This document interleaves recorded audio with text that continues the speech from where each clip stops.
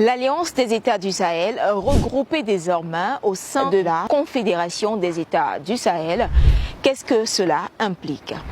Sur le plan sécuritaire, une mise en place d'une force unifiée et d'un plan trilatéral permanent pour les actions militaires. Il s'agit pour les pays signataires de la charte de mutualiser les efforts pour défendre leur territoire, la zone du Liptako-Gourma. Au plan diplomatique, les trois pays, le Mali, le Niger et le Burkina Faso, ont décidé de coordonner leurs actions afin de parler d'une même voix sur la scène internationale. À l'échelle économique et sociale, la Confédération des États du Sahel a décidé de se doter de ses propres mécanismes de financement, mais aussi d'instruments facilitant la libre circulation des personnes et des biens au sein de l'espace AES.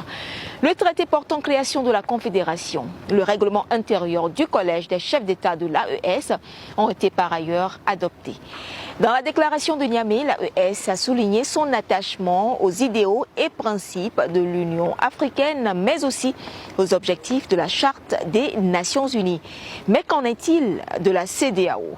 Nos peuples ont irrévocablement tourné le dos à la CEDEAO.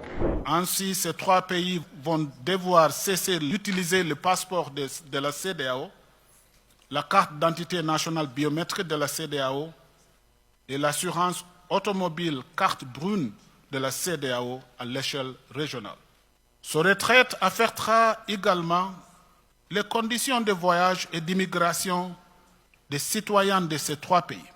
Sur le plan économique et financier, le retrait du Niger, Burkina Faso et Mali pourrait entraîner la fin ou la suspension des projets et programmes mis en œuvre par la CEDEAO au sein de ces pays. L'Union africaine, dont les idéaux et principes sont partagés par l'AES, a qualifié d'inacceptable le retrait du Niger, Mali et Burkina Faso de la CEDEAO.